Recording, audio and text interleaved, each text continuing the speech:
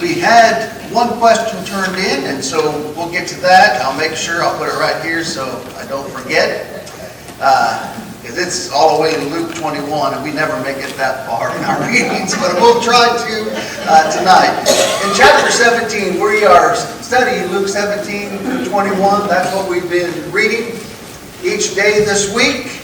How's everybody doing with that, by the way? Keeping up? Has anybody had to double up on any days? It's all right. Just keep it up. Keep it up. Let's strive to do it at least 5 times through this year. Luke 17 through 21. You know, the last chapter, Luke chapter 16, is one that we know very, very well. These are talked about. This chapter is talked about quite a bit, and it ends, of course, with the rich man and Lazarus, and it talks, of course, about that. But a lot of the commentators go back and forth and talk about, well, is there any connection with Luke chapter 16 and Luke 17? Or is it just Luke ends one subject and begins another? I think that we'll be able to show that it is connections, some connections involved in this. Keep in mind, what he just finished studying, or just talking about the rich man and Lazarus. Then, starting in chapter 17, he gives 4 definite pronouncements as he starts chapter 17, if you remember. Verses 1 and 2, the sin of tempting others. The sin of tempting others. Verses 3 and 4, the sin of the unforgiving spirit. Verses 5 and 6, the sin of overlooking the power of faith. And then 7 through 10, the sin of supposing that one may earn their own salvation by what they do themselves.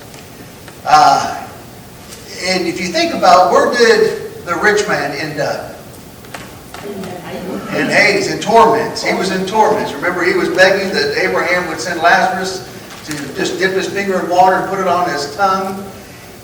These pronouncements against these people, what happens if I cause someone else to stumble? Where will I end up? What happens if I refuse to forgive others? If I have an unforgiving spirit, where will I end up? What happens if I overlook the power of faith? And we can go on and on. You see the point here. So perhaps there is a connection here, and I believe that there is. But let's just look at these really quickly. We talked in our men's class yesterday about this sin of tempting others. Look at verses 1 and 2, where it says, "It is impossible that no offenses should come, but woe to him through whom they do come. It would be better for him if a millstone were hung around his neck, and he were thrown into the sea, than that he should offend one of these little ones." And if you look at Matthew's account, these little ones, you know, some people say, well, it's talking about children there. But new converted people, newly converted people, children in the faith, what happens if you offend someone during that time? Let me ask it this way. Do you think that people who are newly converted deserve a little bit more patience from us? Yes. A whole lot, yeah. And I'm glad to hear you say that. I knew you believed that, but I liked it better the way you said it than I said it. A whole lot of extra patience. You are where you are spiritually right now because you've been growing. We hope, you hope, I hope for myself, been growing as a Christian for however many years, however many months, however many days, whatever it is. But when someone is newly converted to Christ, do you think that they are at a very crucial time in their faith? They're babes in Christ. When is a human being the most vulnerable? When he's a baby. You know, a human baby is the most helpless creature. And so, to offend one of these, to cause one of these to stumble is a very serious thing. So what should we do instead? Causing them to stumble, what's the opposite of that? Nurture them, lift them up, bring them along, bring them along. If you see somebody who's newly converted and they ask some of the strangest questions, like, man, where in the world did you get that? What would what we expect. I mean, that's how it's got to be. That's how they're growing. If you see some of their choices that they make, do we treat them the exact same way we would treat somebody who's been a Christian for 25 years and ought to know better? Or do we nurture them? Do we teach them and help bring them along the way? Have to be so careful about that. The sin of overlooking the power of faith, well, the sin of unforgiving spirit. Look at verses 3 and 4. Take heed to yourselves. If your brother sins against you, rebuke him. And if he repents, forgive him. And if he sins against you 7 times in a day, and 7 times in a day returns to you saying, I repent, you shall forgive him. Now, let me tell you this. It's easy to teach on this topic. It is. It's easy to stand up here and say, well, you need to be a forgiving person. We need to be a forgiving people. It's easy to teach on, and this is an easy thing really to grasp and understand. Where does the difficulty come in? And it's easy for me to tell you, you need to be a more forgiving person. You need to have a forgiving spirit. That's easy for me to do and mean it. But it gets difficult when I apply it to myself, doesn't it? Think about this. If your brother sins against you, rebuke him. If he repents, forgive him. And if he sins against you 7 times, not in a lifetime, not in a week, so we're not even talking once a day. And I understand he's using symbolic language, a complete number. You keep on forgiving is what he's teaching here. But let's take it literally for a minute. 7 times in one day. What would Jesus have me to do? What spirit would he have me to have? A forgiving spirit. If he repents. Yeah.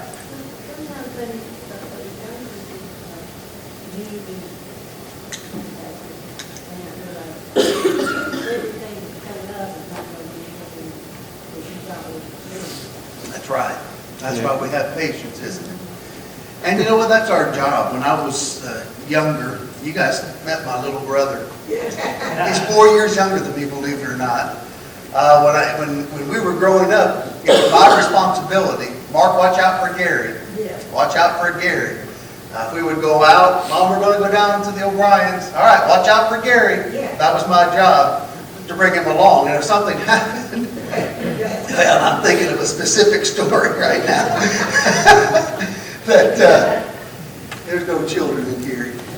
We got caught throwing snowballs at cars one time. And my brother, as I said, was 4 years younger than I. And so I outran the guy that got out of his car and was chasing us. But he caught my brother. And he took my brother. He says, show us where you live. And so he took them to our house. And so he got in a little bit of trouble, hardly at all. But guess who got in the most trouble? And it wasn't that they were mad about throwing snowballs at cars. They did not like that. But you know what they were the maddest about? Yeah, I didn't look out for Gary. You left him there with this stranger. So I had a responsibility, and I realized that, and I knew as soon as I went home, I might not live through the night. But it's our responsibility, isn't it, Sister Becky? We are the older brothers and sisters to nurture them along. And this forgiving spirit, we talked a little bit about this, and I told myself I wasn't going to say that tonight. We talked about this in men's class, but we did. So, what about when they sin against you ignorantly, and maybe they don't even realize they have sinned against you? What kind of spirit should we have? I know that people need to repent when they sin, but what kind of spirit should we just in general have towards other people? What's that? Yeah. We'd have to, that's it. Brother Moshe, we'd have to overlook that. And he said, I don't know if I could, but we would have to. That's the challenge right there. You know, that's the question. That responsibility is on mine. If you sin against me and are ignorant of it, then that's my responsibility. But if it's something, it's trivial. It's that spirit would always have. If you look to be offended, you'll be able to find something every day, won't you? But if we are just in general, I'm not going to allow these things to make me bitter, to make me hateful, to make me just want to lash out at people all the time. And that's that spirit we're talking. What's that? You see my driver? Yeah. Yeah. That's another thing on the roadway. Boy, there's a good lesson. See, that's where we can put it into practice, isn't it? As we drive, somebody cuts you off, how do you want to react? Don't do that around here, I've learned. I've seen the news. Don't react around here. No. Do not do that. Don't run them down.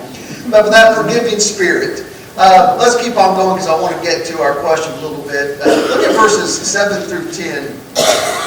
Well, let's stop right here. We got to mention this.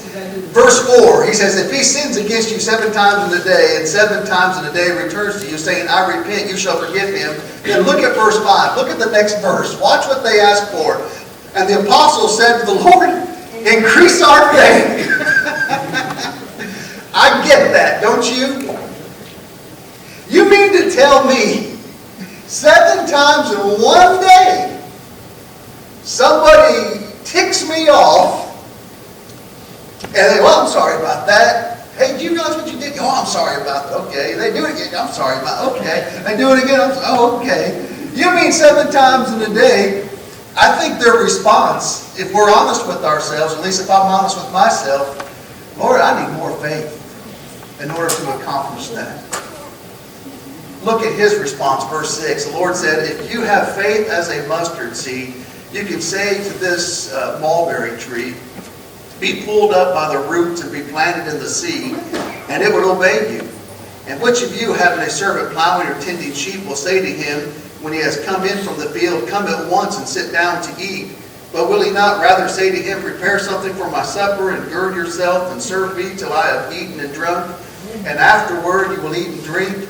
Does he thank that servant because he did the things that were commanded him? I think not. So likewise you, when you have done all those things which you are commanded, say, we are unprofitable servants. We have done what was our duty to do. Their reaction, like we said, is, Lord, give us more faith so we can do this.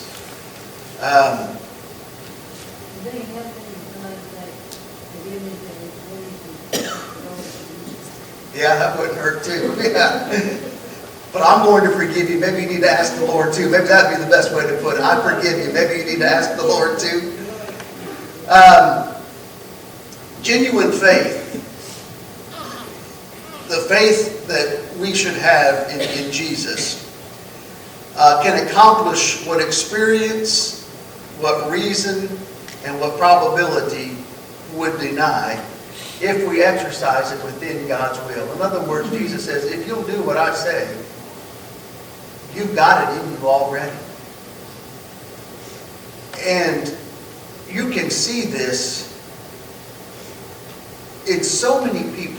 And I know some of you well enough, and I know myself well enough. But I know some of you well enough to where you are today. Sometime in your life, when you say, I'm going to follow Jesus, I'm going to obey the gospel. With some of us, there were probably some people that said, that person will never stick with it. He'll never change. He's been this way for so long, he'll never change. But then here you are here on a Wednesday night. I was kidding Mindy earlier, said, man, she looked extra good the other day. She always looks good, but looks extra good.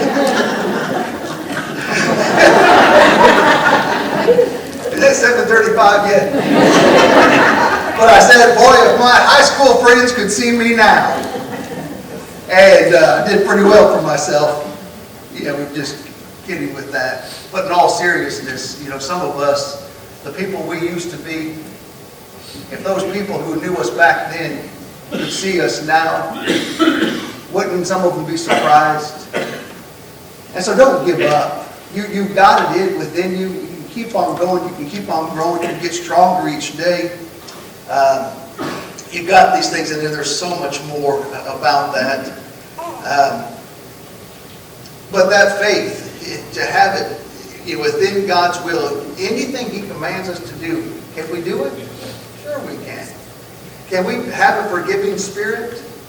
Sure we can. Can we become more like Christ? Yeah, we can. He said we could. So we can. And so their appeal for more faith. Brother, you got it in you. It's time to start exercising that faith. Start living that faith.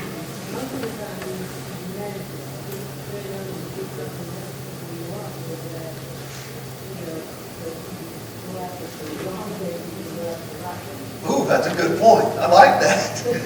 If you can go after the wrong things, you can go after the right things. That might just make my little book of quotes right there, Becky. Remember that, Mindy, because I'll forget. Yeah. Yes, sir. Ma'am, sorry. Oh, that's all right. Dale can be male. Right, But I'm going to ask you, it's so easy. You step on my toes. and you say, excuse me. And you forgive me. And if you step on my toe again, you can forgive me. If you step on my toe and then that time you forgot to say you're sorry. And it would be so much easier if you said forgive me. But I'm like you, when that forgiveness stop. Yeah. But it's so easy to accept when somebody said forgive me. Yeah. I tell you, and that's a good question. And we did talk a little bit about that yesterday as well.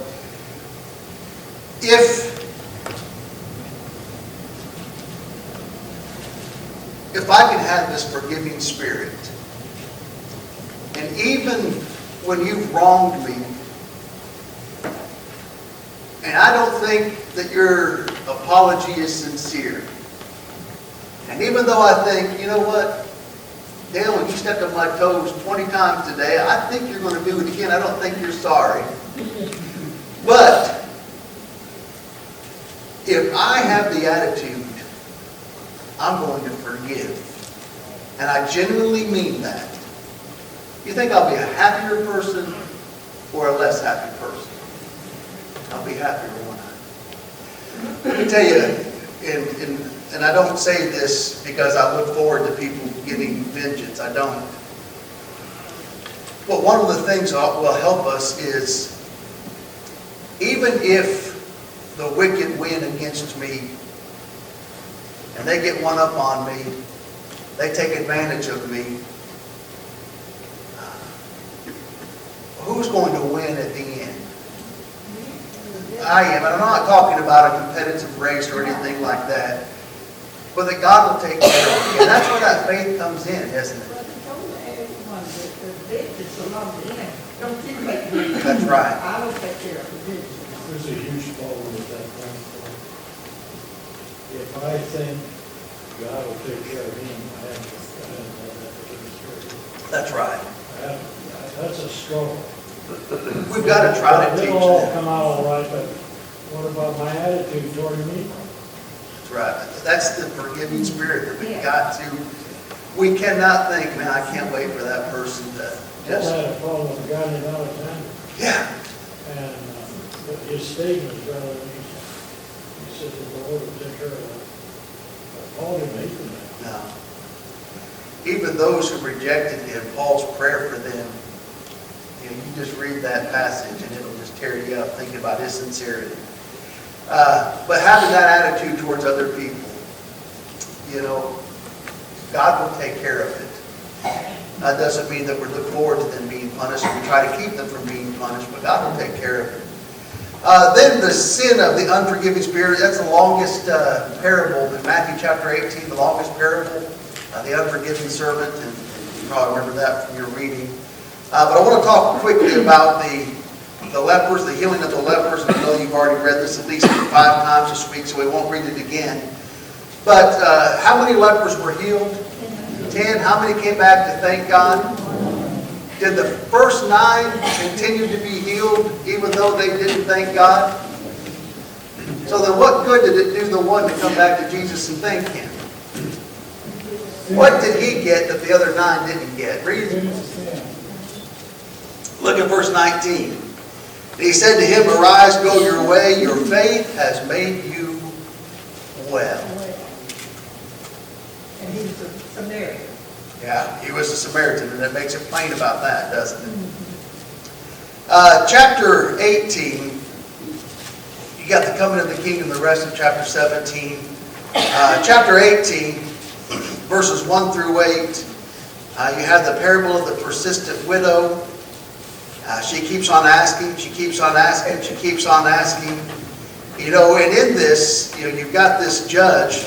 Look at verse 2. There was a certain city, a judge who did not fear God nor regard man, nor now there was a widow in that city, and she came to him saying, "Get justice for me from my adversary." And he would not for a while, but afterward he said within himself, "Though I do not fear God nor regard man, yet because this widow troubles me, I will avenge her, lest by her continual coming she weary me."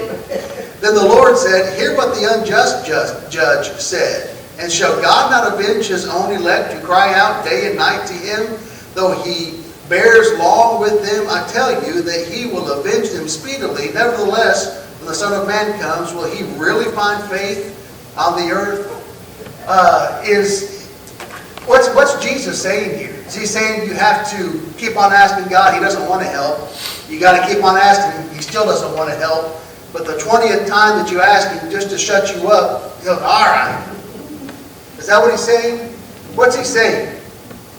If an unjust judge will act like this, how about a just judge, a merciful God, a graceful God? What will he do? Of course he will, because he's good. All right, chapter 18. The continual prayer, verses 9 through 17, you got the parable of the Pharisee and the tax collector. And I know that you read this, but this is just a powerful passage. Let's read this, and then we'll get to our question for the week. "Also, he spoke this parable to some who trusted in themselves that they were righteous and despised others." And you see a flow here with the unforgiving spirit.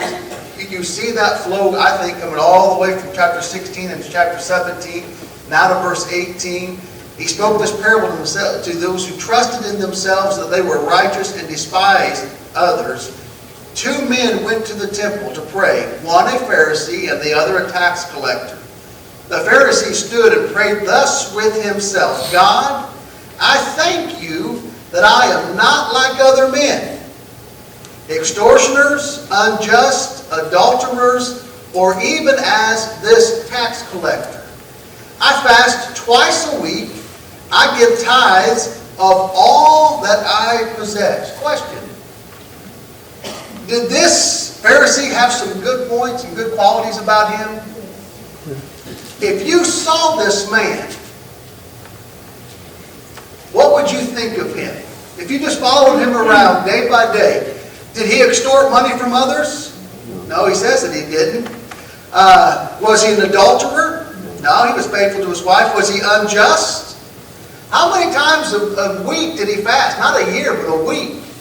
Twice in a week. And he gives tithes of how much that he possesses? All that I possess. Verse 13. He had some good qualities. He had a lot going for him, didn't he? And the tax collector, standing afar off, would not so much as raise his eyes to heaven, but beat his breast, saying, "God, be merciful to me, a sinner. I tell you, this man went down to his house justified rather than the other. For everyone who exalts himself will be humbled, and he who humbles himself will be exalted." What did the tax collector have that this Pharisee was lacking? Humility. Who? Yeah. Brother Moshe is so proud of his humility. Yeah.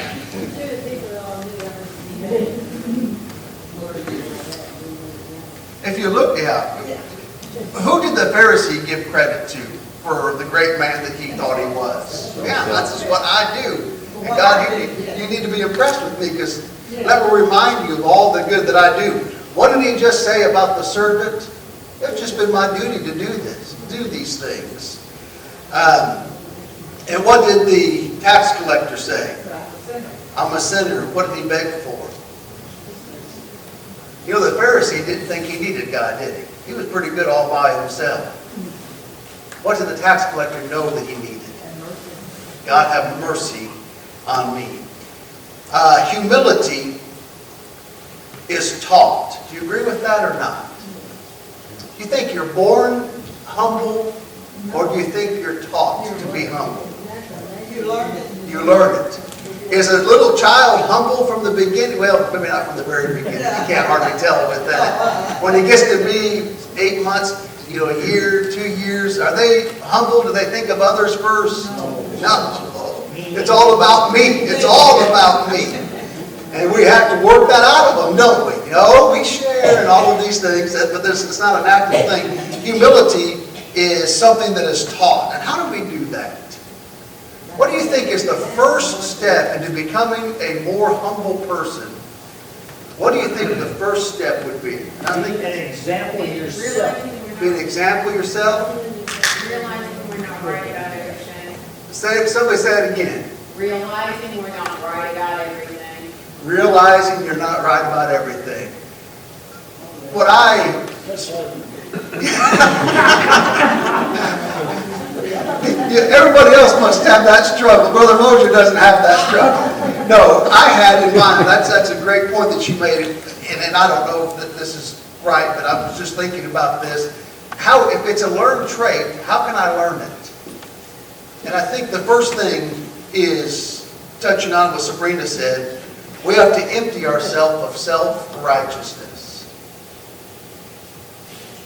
Now, can you get that done in the day, you think? Can you get that done in 50 years? Or is it something that we continue to work on? We continue to work on. So there's one. Putting other people before myself. Number 2, prayers directed to God and not myself. Now, I don't think any of us has ever said, Dear Mark, as we've been praying. But what do I mean by prayers directed to God and not self? When we pray, do we remember to whom we're speaking? How did Jesus, when his apostles and his disciples asked him, Lord, teach us to pray, what does he start that with? Our Father, which art in heaven, then what? Hallowed be thy name. If we always remember, here is God in all his righteousness, and then here I am. That helps to be humble, doesn't it? There's a book that I was reading, and you'll get to hear some of this at the lectureship time. That's what my topic is on. It has something to do with humility. But the very end of the book that I was reading about this, it's an interesting book. It says, now then, if you think you're humble now, go back to chapter 1 and start all over. Because just as soon as I say, man, I am so humble. I'm about the most humble guy I know. What do I need to do? Go back to chapter 1. Go back to the Bible. All right, our question comes from Luke chapter 21. Luke chapter 21, and it's a great question. I think we ought to just have 5-hour class every Wednesday. Luke chapter 21, verse 24. Let's read starting with verse 20. But when you see Jerusalem surrounded by armies, then know that its desolation is near. Then let those who are in Judea flee to the mountains. Let those who are in the midst of her depart, and let not those who are in the country enter her. For those are the days of vengeance, that all things which are written may be fulfilled. But woe to those who are pregnant and those who are nursing babies in those days, for there will be great distress in the land and wrath upon this people. The question comes from verse 24.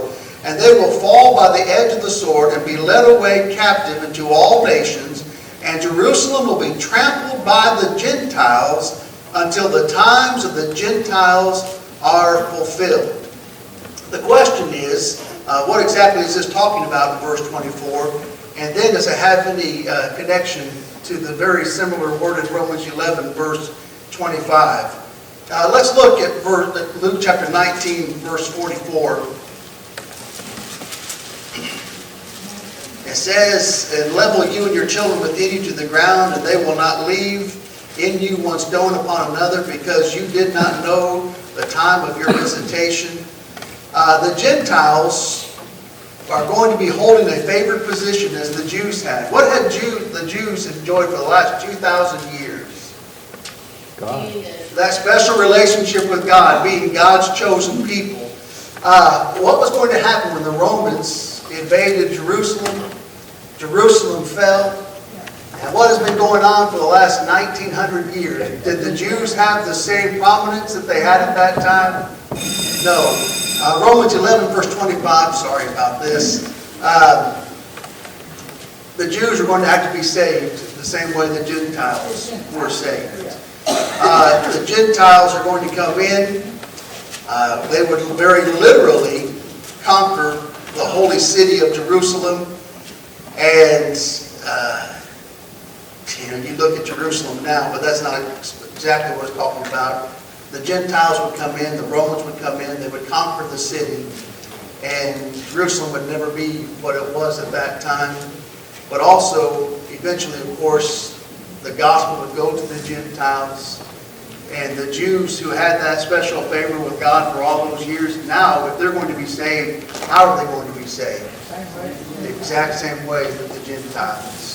That relationship, that special relationship was gone. The interval between the fall of Jerusalem and the end of the age, the gospel is announced to the Gentiles, the vineyard is given to the others than the Jews. To the Jews, God granted a time of privilege and gracious opportunity.